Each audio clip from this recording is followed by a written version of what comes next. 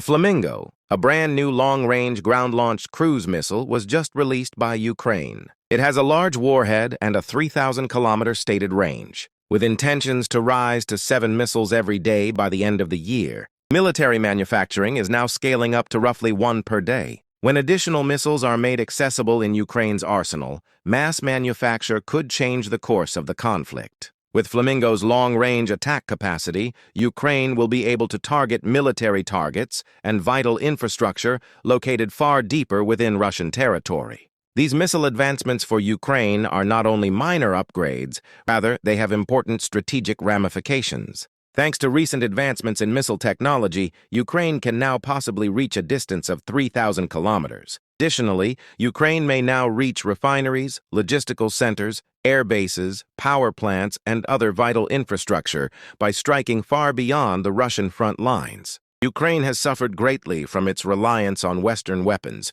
which frequently have supply constraints. This reliance is lessened by Ukraine's increased domestic missile manufacturing. Instead of continuing to pay exorbitant prices for weapons and ammunition from the U.S., Ukraine can manage its own military manufacturing and is less susceptible to delays. These missile developments are evidence of Ukraine's military's advancement in this area. They pose an increasing threat to Russia, not only on or close to the front lines, but also far inside their borders.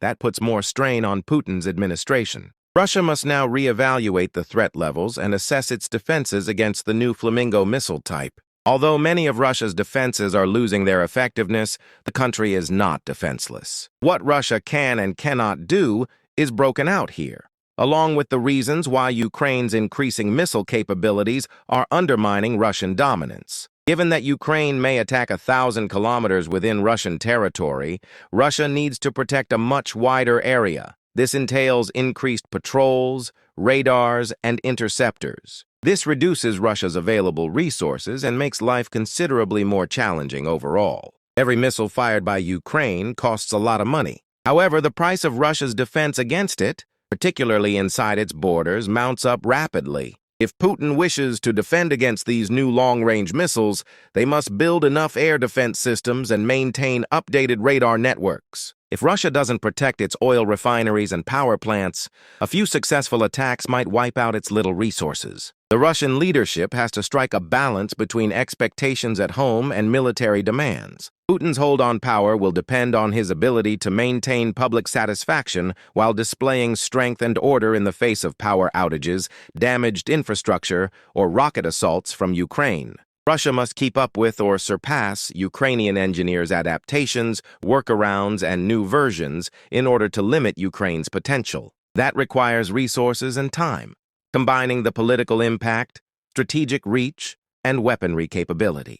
This is how the tide is turning against Putin and in favor of Ukraine. Ukraine frequently had to respond to Russian crimes earlier in the conflict. However, the Flamingo missiles put Ukraine in a more assertive position. They can begin attacking infrastructure, logistics, and supply routes, which would exhaust Russia's military. Power comes from capability. Ukraine strengthens its negotiating position by posing a more credible threat deep within Russia.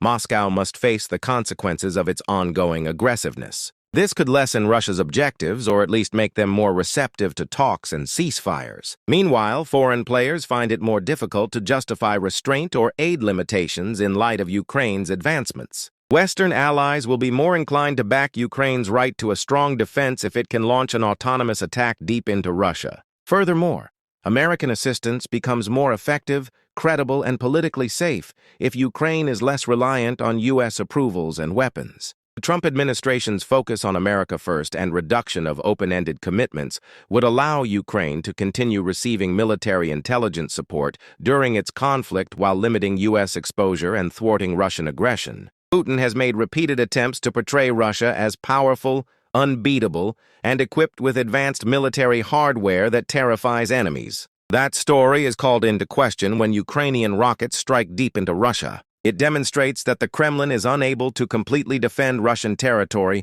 and shield its citizens from Ukrainian reprisals. That undermines Putin's war machine's internal legitimacy. Additionally, if incidents increase in frequency, visibility, and damage, particularly if Ukrainian strikes interrupt vital infrastructure or energy, or increase the number of casualties and property loss in the safe areas. Russian propaganda and information control may suffer.